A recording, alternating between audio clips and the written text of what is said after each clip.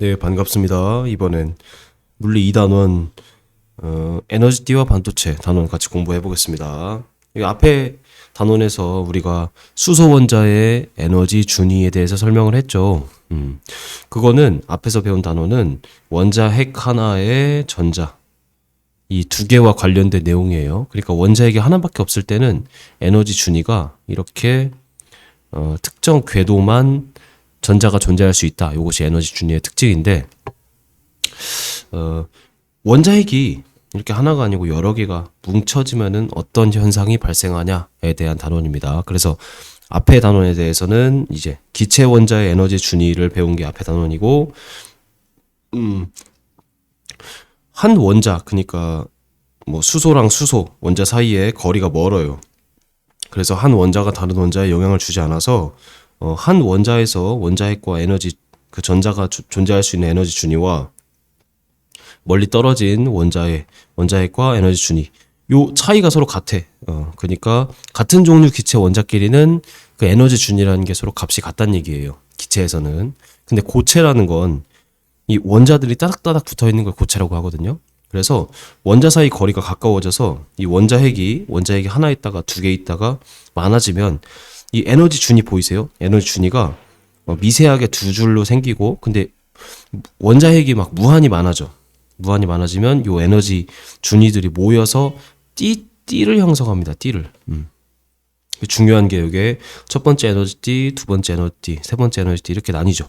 그래서 고체 원자, 우리가 오늘 배울 거는 이제 고체 원자에서는 원자들이 따닥따닥 붙어 있어서 이 에너지 준위들이 한 줄 한 줄 한 줄이 합쳐져서 에너지 띠를 이룬다라고 생각을 하면 되고, 왜 에너지 띠를 이루냐? 원자 핵이 하나 있을 때는 전자가 존재할 수 있는 게 이렇게 이 선 위에서만 존재를 해요. 궤도에서만. 근데 원자 핵이 두 개가 생기잖아요. 그러면 전자가 있는 궤도, 전자가 이미 존재하는 궤도엔 다른 전자가 올 수 없어. 그래서 이 기존의 전자가 존재하던 곳에서 살짝 떨어진 곳에 전자가 존재할 수 있습니다. 비유를 이렇게 우리 물리 수업 때 학생들이 예를 들어 책상과 의자가 10개 있어서 10명이 앉았어. 근데 갑자기 신입생이 한 명 더 들어왔어요. 그러면은 내가 책상 하나를 더 만들어줘야지. 10명이 앉아있는 그 책상, 그 의자 위에, 그러니까 학생들이 앉아있잖아. 근데 그 앉아있는 무릎 위에 또 앉을 수 없잖아, 학생이. 그래서 책상 하나 더 만들어줘야지. 그런 식으로 전자는 동일한 궤도에서 두 개가 존재할 수가 없어서 그래서 미세하게 차이가 그 에너지 준위가 살짝 차이가 생기는 곳에 두 줄이 만들어지고 두 줄 만들어지고 이렇게 됩니다. 근데 원자핵이 여러 개가 생기면 요 줄들이 거의 연속적으로 분포한다고 얘기를 해요. 거의 연속적으로. 그래서 요 에너지 띠 안에서는 이렇게 생각하면 돼요. 에너지 띠 안에서는 여기서부터 여기까지가 연속적으로 이루어져 있어. 연속적인 게 뭐냐면 여기가 예를 들어 0.1이야. 여기는 0.115, 뭐 0.2 이런 식으로 0.1부터 뭐 끝까지가 0.3이라고 치자. 0.1부터 0.3까지 연속적으로 분포한다고 생각을 하면 됩니다. 에너지 준위는 딱 그 정확한 에너지 값만 가지잖아. 근데 에너지 T는 범위가 존재해. 0.1부터 0.3까지. 그래서 이 안에선 연속적이고 근데 에너지 T와 에너지 T 사이는 불연속적이다라고 설명을 합니다. 그래서 고체 원자는 에너지 준위들이 원자들이 가까이 있으니까 미세하게 갈라지고 거의 연속적인 거의 연속적인 T 형태의 에너지 준위를 이룬다라고 하면 되겠습니다. 그래서 요 용어를 에너지 T라고 한다. 그 파울리 베타 원리라고 화학에서 배우는데 전자가 하나의 그 양자 상태, 그러니까 하나의 에너지 준위에 두 개 이상이 존재할 수 없다 이런 얘기입니다. 그냥 파울리 베타 원리는 단답형으로 나올 수 있으니까 이 용어만 기억을 해두고 한 번만 더 설명을 할게요. 원자에서 하나의 양자 상태, 이걸 뭐 하나의 에너지 준위라고 해도 되고 그때 전자가 두 개 이상 함께 존재할 수 없다. 의자에 학생이 앉았는데 그 학생이 앉은 그 무릎 위에 또 앉는 건 안 된다 이거야. 그래서 전자들은 각각 다른 양자수의 조합을 가져야 한다. 이것이 다른 에너지 준위에 포진되어 있어야 한다. 이 얘기입니다. 자, 넘어가서 이제 그 에너지 띠, 아까 에너지 띠 얘기를 했잖아. 그 에너지 띠에 대해서 조금 더 얘기를 해볼게요. 에너지 띠는 중간에 그러니까 전자가 존재할 수 있는 곳이 있고 존재할 수 없는 곳이 있다고 했죠. 그래서 전자가 존재할 수 있는 것이 에너지 띠고, 그걸 허용된 띠라고 합니다. 허용된 띠. 어디 있을까? 여기. 요런 곳이 허용된 띠겠지. 그리고 이 사이를 띠간격이라고 해요. 띠간격. 그래서 허용된 띠는 전자가 가질 수 있는 에너지 영역. 그러니까 전자가 다 채워져 있는 건 아니고 전자가 들어갈 수 있는 영역을 허용된 띠라고 얘기를 하고, 절대 온도가 0켈빈. 그러니까 우주에서 가장 낮은 온도일 때 고체 원자들의 전자는 원자핵부터 가까운 순서대로 에너지 띠가 이렇게 포진을 한다는 얘기입니다. 허용된 띠의 에너지가 가장 낮은 부분부터, 여기서부터 말하는 거겠지. 그 다음에 여기 채워지고, 여기가 다 채워지면 그 다음 에너지 띠가 채워지고. 그럼 보세요. 온도에 따라 달라져. 0켈빈일 때 여기서부터 채워진다 이 얘기야. 그럼 온도가 올라가면 더 많이 채워지고, 특정 온도가 되면 여기까지 채워지고 끝날 거 아니야. 근데 사실은 전자들이 존재할 수 있는 영역은 좀 더 있어. 여기랑 여기 존재할 수 있는데 여기까지만 채워졌어. 그러면 채워진 에너지띠 중에서 가장 높은 곳에 있는 거, 제일 맨 위에 있는 거, 전자가 채워진 에너지띠 중에서 제일 맨 위에 있는 걸 원자가띠라고 합니다. 이게 중요해. 원자가띠. 다시 허용된 띠 중에서 전자가 가득 채워진 제일 위에 있는 띠를 원자가띠라고 합니다. 여기 원자가띠는 일반적으로 전자들이 빽빽하게 채워져 있어서요. 전자들이 채워져 있으면 전기가 흐를 거다라고 생각을 하지만 전자들이 너무 빽빽하게 채워져 있어서, 우리 지하철 한번 타보셨어요? 서울에 나중에 이제 출근 시간이나 퇴근 시간에 지하철 타보면 완전 끔찍하거든? 한 발자국도 못 움직여. 그것처럼 전자들이 꽉꽉 차 있어서 서로 이동할 틈이 없어. 그래서 전기가 안 통한다고 얘기를 합니다. 이 완전히 채워진 원자가 띠에서는 자유롭게 움직이지 못해요. 전자가 움직일 수가 없어서. 이거는 뭔 얘기야? 전기가 안 통한다. 전기가 안 통한다. 그리고 이 원자가띠가 채워진 걸 원자가띠라고 했잖아, 제일 마지막에. 그럼 그 위에 허용된 띠, 채워질 수 있는 가능성이 있는 띠, 걔를 전도띠라고 합니다. 원자가띠 바로 위에 있는 에너지띠를 전도띠라고 하고, 이 전도띠 위에 전자는 전자가 없잖아. 그래서 고속도로야. 고속도로니까 자유자재로 왔다 갔다 할 수 있죠. 그래서 전도띠 내의 전자는 자유롭게 움직일 수 있다. 전기가 통하냐 안 통하냐는 이제 조금 이따가 다시 좀 더 설명을 할게요. 그리고 중요한 게 이제 띠틈, 띠간격이라고 하기도 하고 띠틈이라고 하기도 하는데, 이 에너지 띠 사이에 비어 있는 공간이 있다고 했잖아요. 자, 봐봐. 전자는 에너지 띠 안에서는 그 위치가 자유롭게 존재할 수 있어. 근데 띠간격엔 존재할 수 없어요. 에너지띠 안에서는 연속적으로 분포할 수 있는데 에너지띠와 에너지띠 사이의 에너지는 가지지 못한다는 얘기야. 그래서 전자는 이 영역의 에너지 준위를 가질 수 없다라고 합니다. 그래서 고체 원자는 원자가띠에 전자가 꽉 채워져 있으면 제가 전자가 자유롭게 움직이지 못한다고 했잖아요. 근데 여기 원자가띠가 꽉 채워져 있어, 전자들이. 근데 열 에너지나 빛 에너지를 받으면 얘가 튀어 올라. 이 띠간격 이상의 에너지를 받으면 전도띠로 전자가 튀어 올라요. 근데 이 전도띠로 튀어 오른 전자는 자유롭게 움직일 수 있죠. 그래서 에너지를 받으면 얘가 전도띠로 전자가 튀어 오르면서 전기가 흐를 수 있게 된다라고 설명을 합니다. 전자가 전도띠로 전이하면 자유롭게 움직일 수 있다, 이 얘기가 전기가 통한다. 이렇게 이해하면 되겠습니다. 그리고 원자가띠 안에서 이 낮은 놈의, 한 원자가띠 안에서 낮은 놈과 높은 놈 전자가 이렇게 있을 거 아니에요. 낮은 놈에 있는 것보다 높은 놈에 있는 놈의 에너지가 더 높습니다.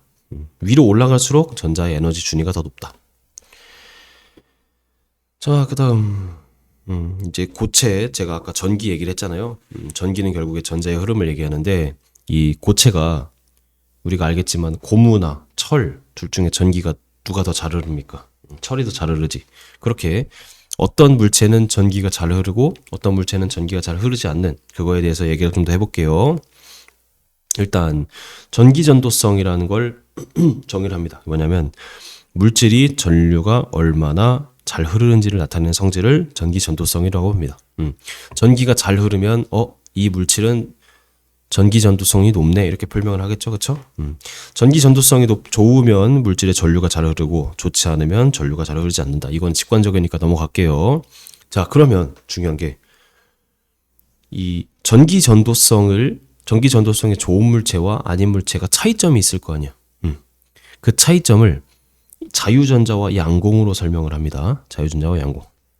자유전자는 제가 방금 설명했던 개념이야. 뭐냐면 자, 원자가띠 안에 전자들이 꽉 포진해 있어요. 이게 지금 비어있지 않고 차 있다고 쳐보자. 근데 에너지를 받아서 이게 빛 에너지일 수도 있고 열 에너지일 수도 있습니다. 받아서 위로 올라갔어. 그러면 여기 이렇게 여기에 꽉 차 있는 전자를 속박전자라고 해요.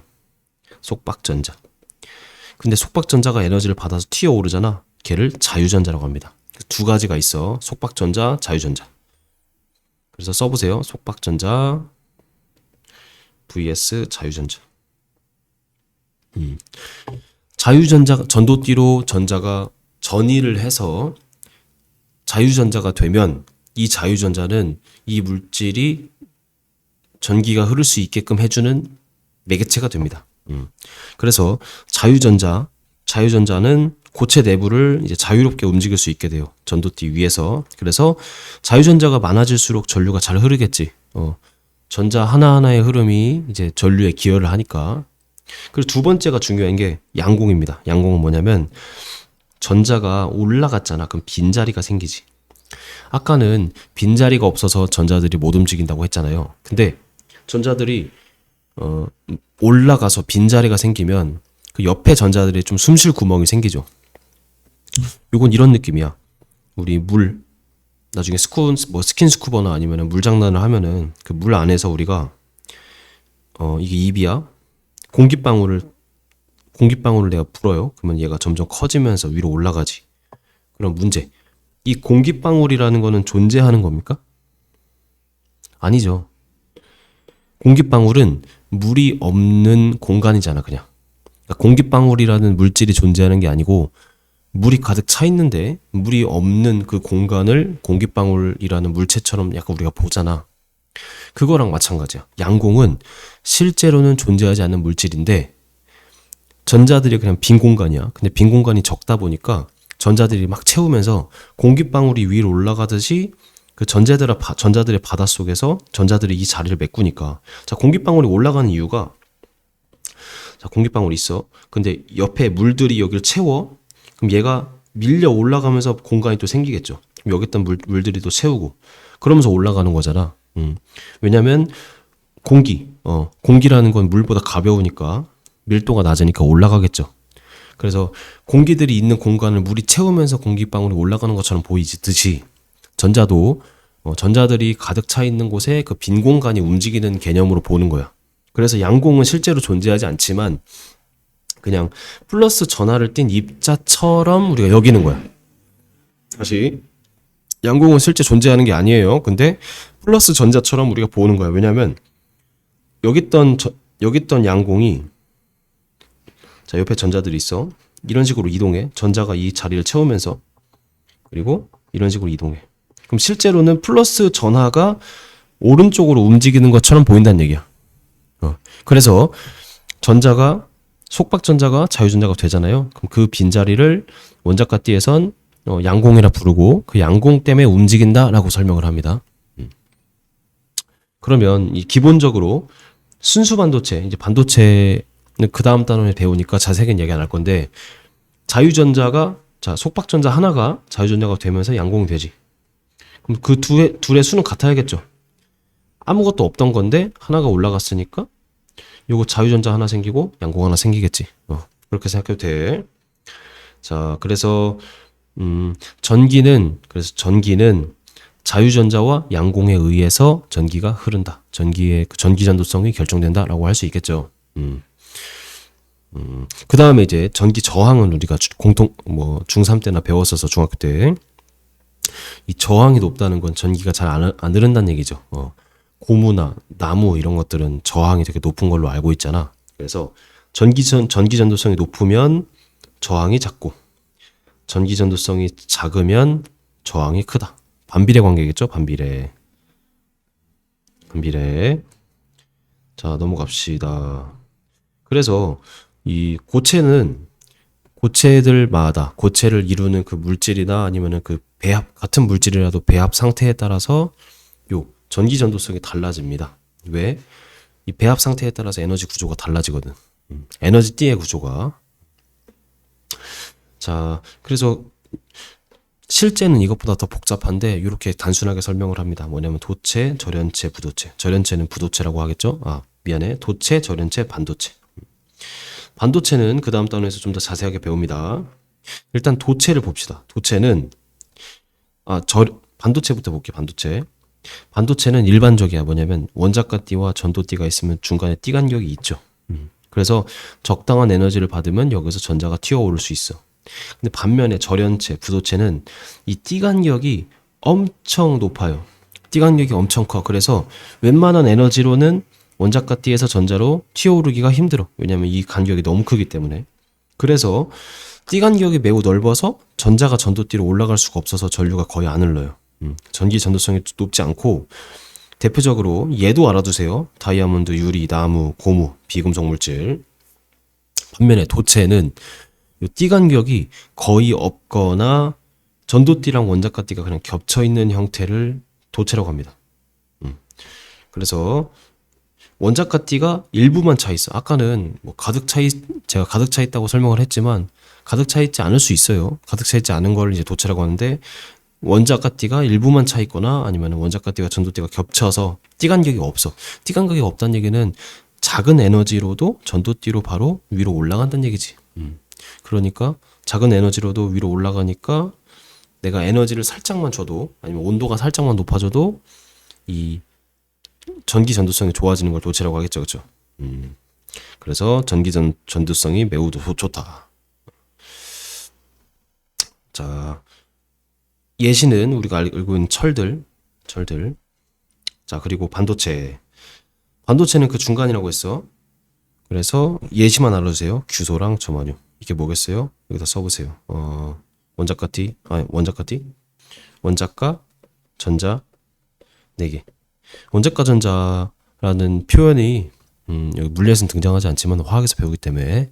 자, 그래서 도체, 절연체, 반도체가 이 전기 전도성이 나뉘는 이유가 띠 간격의 그 크기가 서로 다르기 때문에 이렇게 세 개를 구분할 수 있다 라고 알면 되겠습니다.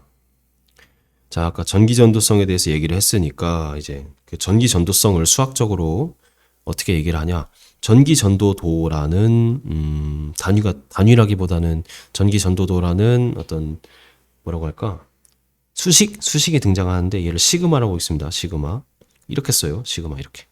확통해서 이제 나중에 배웁니다. 그 물질의 전기 전도성을 정량적으로, 수학적으로 나타낸 물리량으로 전류가 잘 흐르는 정도를 나타냅니다. 그리고 하나 더, 비저항이라고 얘를 로라고 읽어. 로는 이렇게 씁니다. 이렇게. 비저항은 자, 다시 전기 전도도는 비저항의 역수입니다. 서로 시그마라는 건 로분의 1이다. 서로 반비례 관계라고 생각하면 되고, 그리고 비저항 자체, 자, 비저항은 뭐냐면 우리 중학교 때 배운 V는 IR 기억나세요? V는 IR. 이게 뭐야? 얘가 전압이고 얘가 전류고 이게 저항이잖아. 이때 그 저항 자체를 계산하는 방법이 물질의 단면적 분의 길이라고 표시를 할 수 있어요. 언제? 원통형 모양의 저항일 때. 그 물질이 원통형 모양일 때 단면적의 반비례하고 그 물질의 길이에 비례합니다. 저항이. 근데 그냥 여거분의 여거라고 하면은 계산이 안 맞으니까 앞에 물질마다 좀 다를 수 있어. 그래서 그 물질마다 다른 상수를 앞에 로를 붙입니다. 요것이 비저항이에요. 실제로는 저항을 계산하는 문제는 안 나와. 대신에 단면적과 길이의 비를 줘서 물질 ABC의 뭐 비저항이나 아니면 전기전도도의 그 그러니까 크기가 몇 배인지를 비교하는 문제까지 나옵니다. 다시 저항을 직접 계산하는 문제 안 나오고 물질들의 저항이 뭐 몇 배 차이 나냐, 뭐는 뭐의 몇 배냐, 이런 식으로 비례식으로 문제가 나오니까 그건 나중에 문제 풀면서 좀 같이 보겠습니다. 그래서 이 저항의 식 자체가 단면적과 길이 그리고 비저항으로 관련되어 있다. 그러면 아까 비저항이, 자, 시그마가 비저항분의 1이랬지. 그럼 비저항 로는 시그마분의 1이었잖아. 이걸 대입합니다. 그럼 R은 시그마분의 1 곱하기 A분의 L이잖아. 그러니까 얘랑 얘를 자리를 바꿀 수 있죠. 그럼 시그마는 R분의 1 곱하기 A분의 L이지. 그래서 RA분의 L 이렇게 나옵니다. 제가 지금 썼던 것들만 식을 좀 정리해서 잘 써놓고, 자, 그리고 하나만 더 알아둘 거. 아까 제가 이 도체는 열 에너지를 받으면 쉽게 올라간다고 했잖아요. 요것이 열 에너지가 뭐 큰 에너지가 아니고 절대 온도보다 조금 높아지면은 요 원자가띠에서 전자가 이제 이동한다 이 얘기고, 실제로 어느 정도 온도 이상이 되잖아요. 그러면은 온도의 다시 할게. 도체랑 반도체, 부도체를 이 전기전도도를 비교를 하는데, 도체는 온도가 증가할수록 비저항이 증가한다. 그러니까 뭐냐면 저항 증가해요. 온도가 증가하면. 그리고 반도체, 부도체는 안 나오네. 반도체는 온도가 증가하면 저항이 감소합니다. 이렇게 외워두세요. 아까 제가 에너지 D 얘기할 때랑 좀 다른 개념이니까 둘이 혼동할 필요가 없고, 이것만 기억해. 도체는 온도가 증가하면 저항이 커져. 온도가 증가하면 저항이 커진다. 근데 반도체는 온도가 증가하면 저항이 낮아져. 도체는 온도가 올라가면 전기가 잘 흐르지 않게 된다는 얘기지. 그리고 반도체는 온도가 올라가면 전기가 잘 흐른다.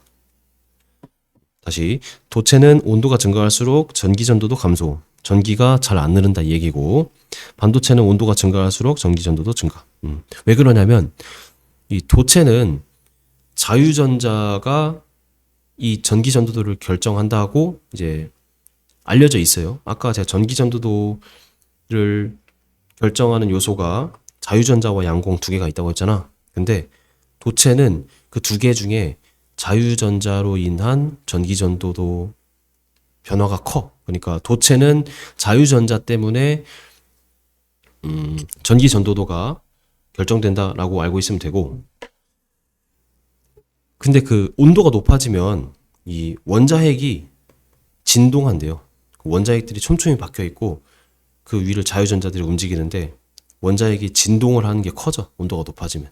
그래서 전자가 흐름을 방해를 받아서 전기전도도가 낮아진다라고 설명을 하는데, 이 이유까지 알 필요 없고, 반면에 반도체는 아까 말한 것처럼 온도가 높아질수록 이 전자가 더 전도띠로 많이 튀어오르기 때문에, 전이를 많이 하기 때문에, 그 다음에 그래서 전류가 더 잘 흐른다라고 하는데, 그 이유까지는 알 필요 없고, 이 도체와 반도체의 온도에 따른 이 전기전도도 비례 반비례 이 정도만 알고 있으면 될 것 같습니다. 자, 그래서 도체가 전기전도도가 크고 절연체가 전기전도도 작고 반도체가 그 중간에 있다. 자, 그래서 넘어갑시다.